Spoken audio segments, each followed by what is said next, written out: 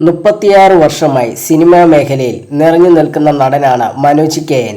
1988 പുറത്തിറങ്ങിയ മാമലകൾക്കപ്പുറത്ത് എന്ന ചിത്രത്തിലൂടെ സിനിമാ രംഗത്തെത്തിയ മനോജ് കെ ജയൻ നായകനായും വില്ലനായും സഹനടനായും തന്റെ കഴിവ് തെളിയിച്ചിട്ടുണ്ട്.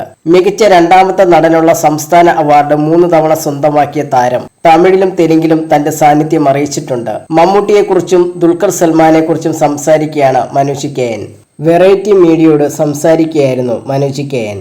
പണ്ട് തൊട്ടേ ബർത്ത്ഡേ ആഘോഷിക്കുന്നത് അത്രയ്ക്കും ഇഷ്ടമില്ലാത്ത ആളാണ് ഞാൻ. സല്യൂട്ട് എന്ന പടത്തിൽ വർക്ക് ചെയ്തുകൊണ്ടിരിക്കുകയായിരുന്നു. ദുൽഖറിന്റെ കൂടെ അഭിനയിക്കുന്ന പടമായിരുന്നു അത്. ഷൂട്ടിന്റെ ഇടയിൽ ഓരോന്നും സംസാരിച്ച് ബർത്ത്ഡേ ആഘോഷത്തിലേക്ക് സംസാരമെത്തി. ചേട്ടന്റെ ബർത്ത്ഡേ എന്നാണെന്ന് ദുൽഖർ ചോദിച്ചു.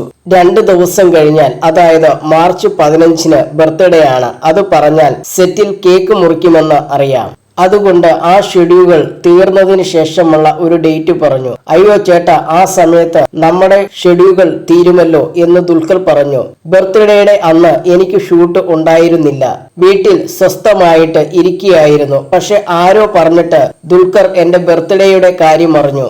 അവൻ എന്നെ ഫോൺ ചെയ്തു. ചേട്ടാ, ഭയങ്കര ചതിയായിപ്പോയി എന്ന് അവൻ വിഷമം പറഞ്ഞു. 1 മണിക്കൂർ കഴിഞ്ഞ് അവൻ ഇൻസ്റ്റയിൽ ഒരു പോസ്റ്റ് ഇട്ടു.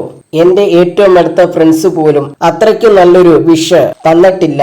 നല്ല ലൈഫുള്ള വാക്കായിരുന്നു അത്. വായിച്ചിട്ട് കണ്ണു നിറഞ്ഞു. ഞാൻ മമ്മൂക്കയെ വിളിച്ചു. 10-18 പടം നിങ്ങളുടെ കൂടെ ചെയ്തിട്ടുണ്ടല്ലോ, ഇതുപോലൊരു നല്ല വാക്ക് നിങ്ങൾ പറഞ്ഞിട്ടുണ്ടോ എന്ന് മമ്മൂക്കയോട് ചോദിച്ചു. അവന് എന്തു വേണമെങ്കിലും പറയാമല്ലോ എന്നായിരുന്നു മമ്മൂക്കയുടെ മറുപടി. മനോജ് കെ എൻ പറഞ്ഞു.